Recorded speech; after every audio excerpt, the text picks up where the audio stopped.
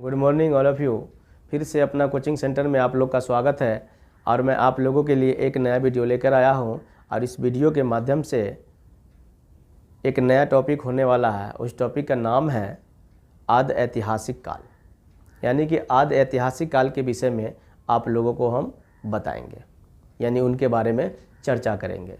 परंतु चर्चा करने से पहले मैं आपको ये बता दूं कि इससे पहले इतिहास किसे कहते हैं, इतिहास कितने प्रकार के होते हैं, उसमें पहला यानी प्राक ऐतिहासिक काल क्या है और प्राक ऐतिहासिक काल को कितने भागों में बांटा गया है, यानी कि पुरापाषाण काल, मध्यपाषाण काल, नवपाषाण काल और ताम्रपाषाण काल इत्यादि सारी चीज़ों के बारे में आपको मैं पहले वाले वीडियो में बता चुका हूँ।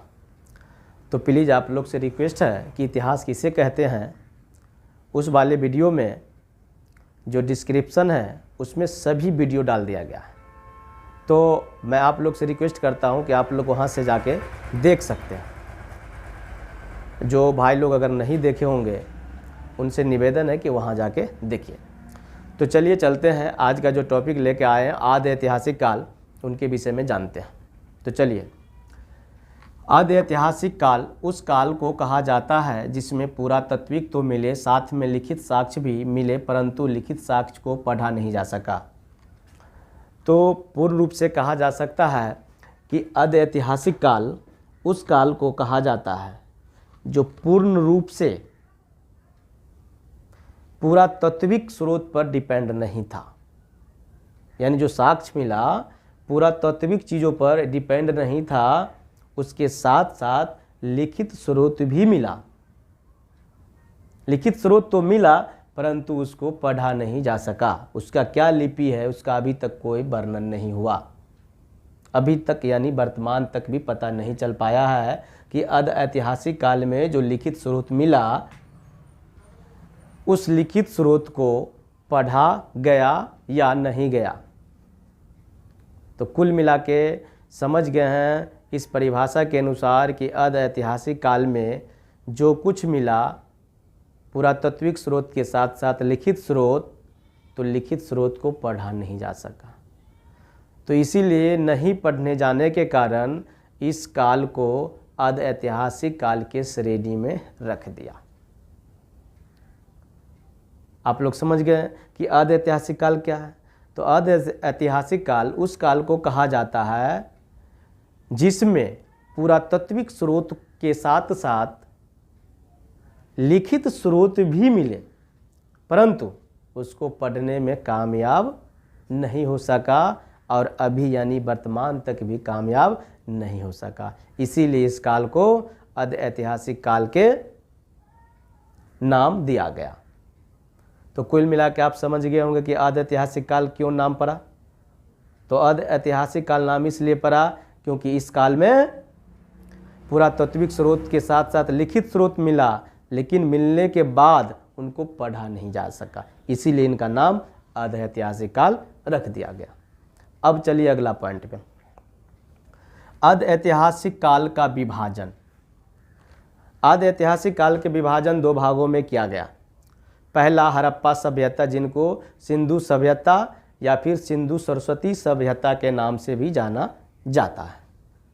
फर्स्ट, सेकेंड वैदिक संस्कृति के नाम से जाना जाता है, वैदिक संस्कृति के नाम से।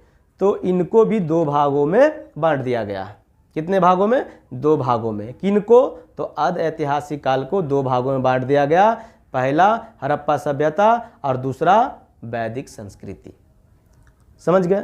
तो अब हम जानेंगे कि हड़प्पा सभ्यता यानी सिंधु सभ्यता जो फर्स्ट पार्ट्स है उसके बारे में, यानी कि सिंधु सभ्यता क्या, हड़प्पा सभ्यता क्या है। तो हड़प्पा सभ्यता एक ऐसी सभ्यता थी जो बहुत प्राचीन, बहुत पुरानी सभ्यता मानी गई। और हड़प्पा सभ्यता एक ऐसी सभ्यता थी जो सभी कुछ से संपूर्ण सभ्यता मानी गई, हर कुछ व्यवस्था वाला सभ्यता माना गया। यानी कि हड़प्पा सभ्यता में ऐसा कोई चीज़ कमी नहीं थी जो जिसको महसूस किया जाए।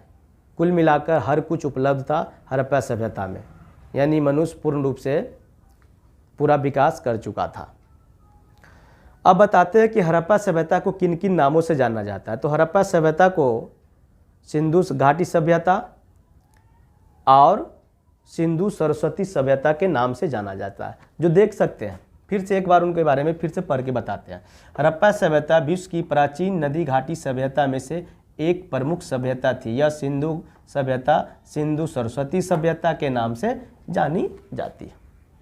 तो आप समझ गए कि हड़प्पा सभ्यता क्या है। हड़प्पा सभ्यता एक प्राचीन सभ्यता है, यानी विश्व में पूरे दुनिया में एक ऐसी सभ्यता जो है जो पूरा का पूरा एकदम पुरानी सभ्यता है और पूर्ण व्यवस्था वाला सभ्यता है, जिनके पास हर कुछ उपलब्ध था। और क्या क्या उपलब्ध था उनके पास, वो भी हम बारी बारी करके एक एक करके जानेंगे। अगर इस वीडियो के माध्यम से हम नहीं जानेंगे, अगला वीडियो में जानेंगे।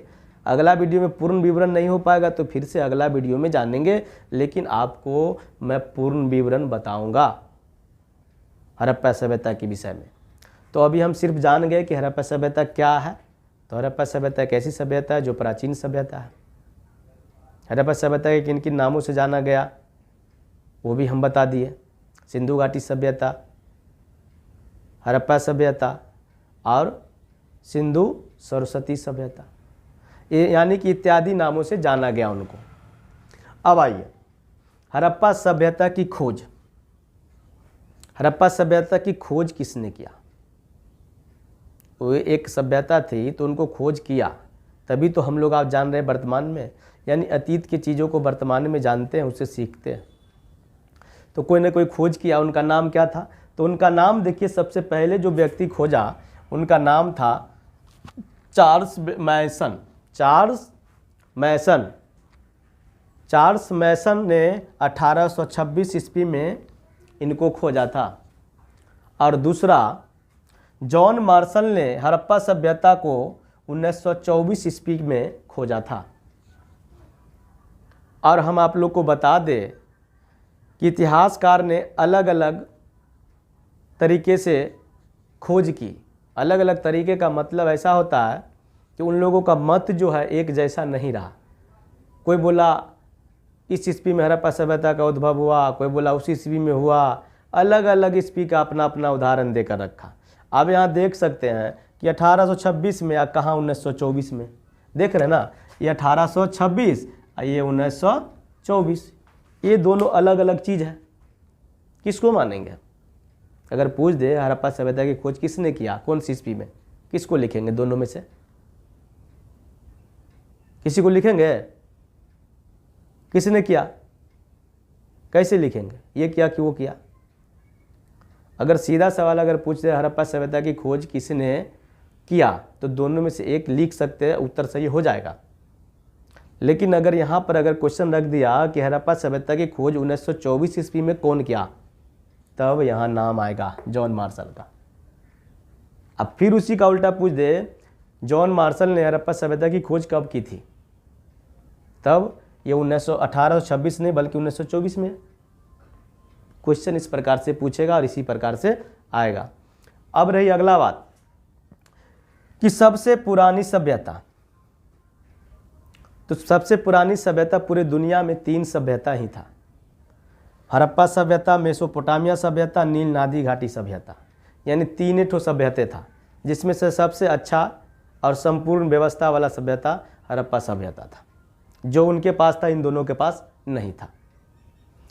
अब रही बात, ये समझ गया कि आदि ऐतिहासिक काल किसे कहते हैं। इनको कितने भागों में बांटा गया है? तो 2 भागों में सिंधु घाटी सभ्यता। तो फर्स्ट पार्ट्स को हमने बताया कि सिंधु घाटी सभ्यता यानी कि हड़प्पा सभ्यता क्या है, उनको बता दिए।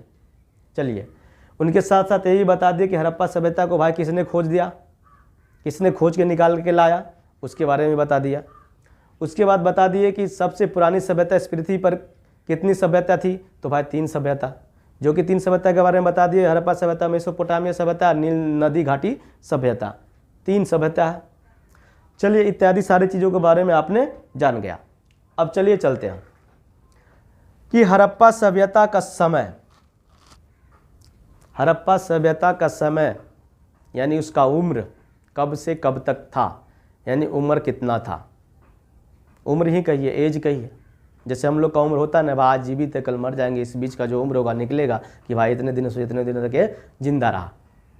तो यही बात यहाँ है कि हड़प्पा सभ्यता का जो समय दिया गया कार्बन डेटिंग के अनुसार 2350 ईस्वी पूर्व से 1750 ईस्वी पूर्व तक माना गया। यानी इन दोनों के बीच में जो निकाल दीजिए उतना ही उनका उम्र था। अब आगे आइए, मार्टिमर व्हीलर के अनुसार 2500 ईसा पूर्व से 1500 ईसा पूर्व तक, यानी इन दोनों के बीच में प्लस माइनस कर दीजिए, जो निकलेगा उतना दिन तक वो जीवित रहा, यानी कि हड़प्पा सभ्यता इतने दिनों तक रहा, ये निकल जाएगा। तो पूर्ण रूप से आप समझ चुके हैं कि हड़प्पा सभ्यता क्या है, हड़प्पा सभ्यता की खोज किसने की, हड़प्पा सभ्यता के समय काल क्या रहा, या प्रमुख रूप से जान चुके हैं, यानी मुख्य रूप से जान चुके हैं। अब रहा बात 1 2 3 ऐसा इतिहासकार के बारे में जान गए। अब 2 इतिहासकार के बारे में जान गए। अब तीसरा है डीपी अग्रवाल के अनुसार 2300 ईसा पूर्व से 1700 ईसा पूर्व तक उसका उम्र रहा। यानी 3 व्यक्तियों ने 3 तरीका से अपना अपना मत रखा। अब मानेंगे हम किसको सही। इतिहास में बहुत लफड़ा है, कभी कभी तो आपस में वो लोग झगड़ लेते हैं डेट तारीख को लेकर। कोई बोलता नहीं इसी डेट में हुआ था, बोला नहीं ये 2 साल पहले हो गया था, कोई बोलता आने वाले 2 साल में हुआ था। ऐसे होते रहता है। तो बोलता भाई झगड़ा मत करो, अपना अपना डाल दो, हटाओ छोड़ो। तो ये क्या किया, अपना अपना डाल दिया। तो अब रही बात, यहाँ से क्वेश्चन आवेगा कि हड़प्पा सभ्यता का जो काल था उसमें डेटिंग के अनुसार कितने दिनों से कितने दिनों तक रहा, यानी कितने ईसा पूर्व से कितने ईसा पूर्व तक रहा, ऐसे क्वेश्चन आएगा। फिर से पूछेगा मार्टिमर व्हीलर के अनुसार उसका समय काल क्या रहेगा। वहाँ पूछेगा डीपी के अनुसार हड़प्पा सभ्यता का क्या समय काल रहा, ऐसे पूछेगा, ऐसे बताना पड़ेगा। मुख्य रूप से अगर कोई पूछ दे कि हड़प्पा सभ्यता जो कितने दिनों से कितने दिनों तक रहा, यानी उसका एज क्या रहा, उसका उम्र क्या रहा, ये कहना मुश्किल है। तो चलिए आप लोग समझ गए होंगे कुल मिला के। फिर से आपको जाते जाते हम बताते हैं कि अर्ध ऐतिहासिक काल किसे कहते हैं, अर्ध ऐतिहासिक काल के कितने भागों में बांटा गया है। अर्ध ऐतिहासिक काल के जो 2 भागों में बांटा गया है, सिंधु सभ्यता और वैदिक संस्कृति, उसमें से सिंधु घाटी सभ्यता यानी हड़प्पा सभ्यता किसे कहते हैं, हड़प्पा सभ्यता की खोज किसने की, और हड़प्पा सभ्यता के समय काल कब से कब तक रहा, यानी कि इत्यादि सारी चीज़ों के बारे में आप लोग कुल मिला के समझ गए होंगे। और जहाँ तक मुझे उम्मीद है कि आप लोग पिछले वाले वीडियो देखे होंगे, अगर जो नहीं देखे होंगे उनसे रिक्वेस्ट है कि इतिहास किसे कहते हैं, वो वाले वीडियो आप लोग देखिएगा। उस वीडियो के डिस्क्रिप्शन में डाल दिया गया है, वहाँ से सब का सब वीडियो एक एक करके देख सकते हैं। अब रही बात, जाने से पहले आप लोग को बताएंगे कि वीडियो देख लेते हैं।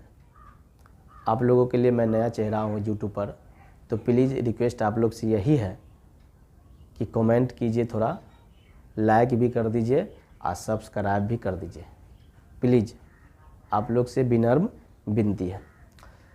चलिए, और मैं जाते जाते आप लोग को ये भी बता दूं कि वीडियो को आप लोग स्क्रीनशॉट ले सकते हैं। पूर्ण रूप से आप लोग स्क्रीनशॉट ले लीजिए, कोई दिक्कत नहीं है, क्योंकि फेयर करते हैं अगर आप लोग तो पकड़ने में परेशानी नहीं होगी।